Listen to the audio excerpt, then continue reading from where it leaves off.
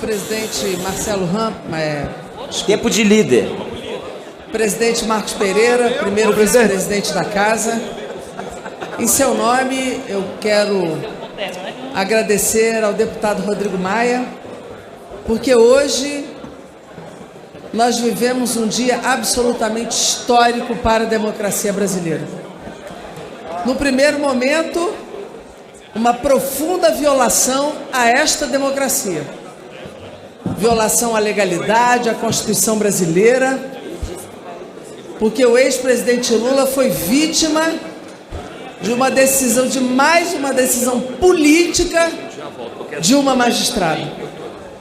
Ontem, quando eu subi a esta tribuna, eu dizia que nós estávamos votando a reforma da Previdência em meio a uma profunda crise da democracia brasileira.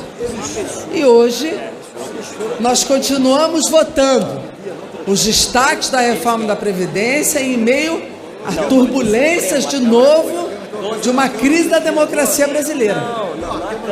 Só que neste momento, com a decisão do Supremo Tribunal Federal, a partir de uma estapafúrdia decisão de uma magistrada de Curitiba, que tomou uma decisão contra a legalidade e a Constituição, de fazer a transferência do ex-presidente Lula de Curitiba para uma prisão comum, derrotando, inclusive retirando as prerrogativas dele como ex-presidente da República, no momento em que ele já goza da detração penal para o regime semiaberto.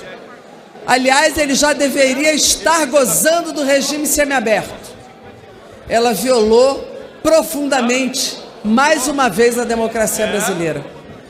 E eu quero aqui registrar que este parlamento, de forma suprapartidária e ampla, a começar pela atitude do presidente da Casa, deputado Rodrigo Maia, que se colocou à disposição desta reação política, neste momento, de agir junto ao Supremo Tribunal Federal, de falar com o ministro Toffoli, presidente do Supremo, e junto a ele pedir audiência para que a representação deste parlamento lá estivesse.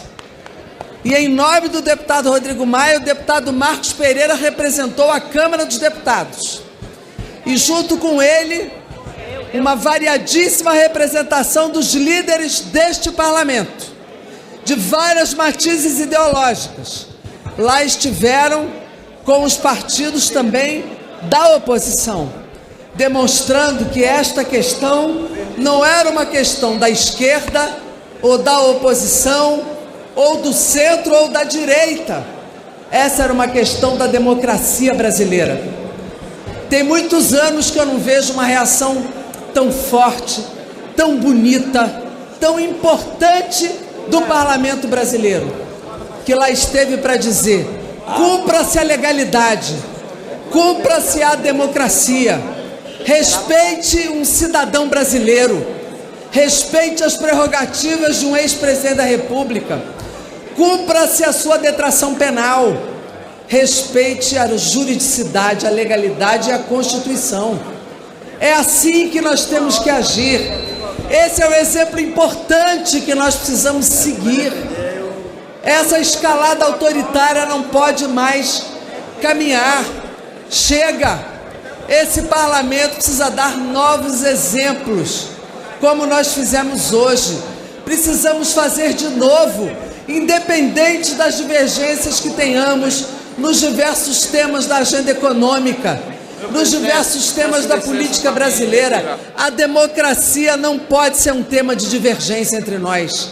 A democracia é a preservação da vida deste país. Ela tem que servir a todos nós. Nós lá estaríamos se fosse outro ex-presidente, como aqui estivemos em situações de arbitrariedade em relação a outros ex-presidentes. Nós não podemos ter dois pesos e duas medidas, independentemente da ideologia deste ou daquele presidente. Nós precisamos ter a visão de que a democracia é um valor fundamental para a nossa convivência, para os parlamentares, para qualquer cidadão comum, para a convivência e a existência dessa estabilidade institucional que nós estamos vivendo hoje.